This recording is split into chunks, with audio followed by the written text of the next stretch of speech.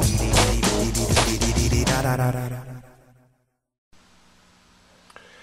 YouTube, New York Half-Fast Prepper here. Today we're taking a look at a Smith Wesson Military and Police 9mm.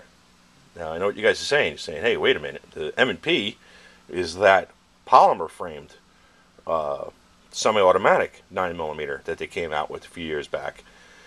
And you would be correct. However, back in my day, prior to the M&P series, the semi-automatic M&P series being even a thought, this was an M&P, a K-framed, 6-shot. The original ones were 38 special revolver. That was called the M&P. They came both heavy barrel and the tapered barrel. But however, this one is chambered in 9mm. And you say, well, how could that be? And I safety checked this to make sure the firearm is loaded before the video. And this one operates without moon clips. This firearm has the distinction of being the most expensive gun to manufacture that Smith & Wesson ever made. And the way they accomplished this was they put a special pin up here in the frame. I don't know if you can make that out or not. There's a special pin up there that holds these cartridges, and they built a special extractor, which actually works fine. You can see it pushes them right out. They built this special extractor that grabs the rimless cases and pushes it out.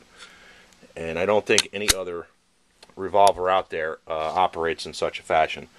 So you have a 9mm K-frame Smith & Wesson revolver. And I have the book here. This is the Smith & Wesson standard catalog, which they ought to just rename the Smith & Wesson Bible. And here it is. Model 547 9mm military and police. It's actually, this gun was considered experimental if you read some of the other commentary in the book. But they put this gun out for about 10 years, I think 1980, actually 5 years, 1980 to 85, and they put out about 10,000 of them.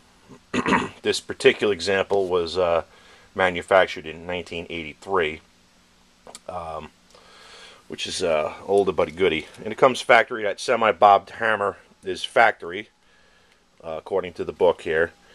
And it has a frame-mounted firing pin, which is up in there. And you can see that special pin going through the frame there. And it has the transfer bar type setup. In fact, this is the only revolver, Smith & Wesson revolver that I own that has that feature. I prefer the ones with the hammer-mounted firing pin, because I think they're cooler and I think they have a smoother action than the newer style ones.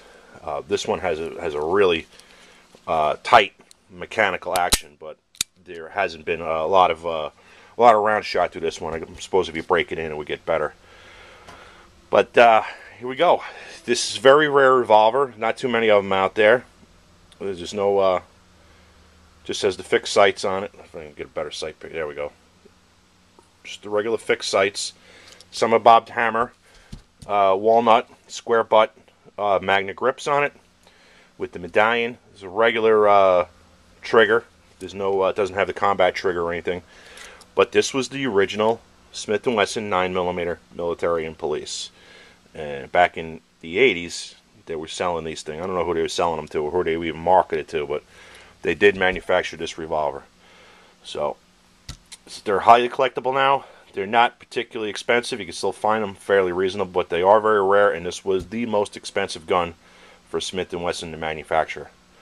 And I just got it because it's cool, and want to break corner fixer's balls. So that's it. Smith & Wesson model 547. I keep screwing that up. I keep wanting to say 457, but that's yet another gun that I'm going to make a video about. That's it. I'm out.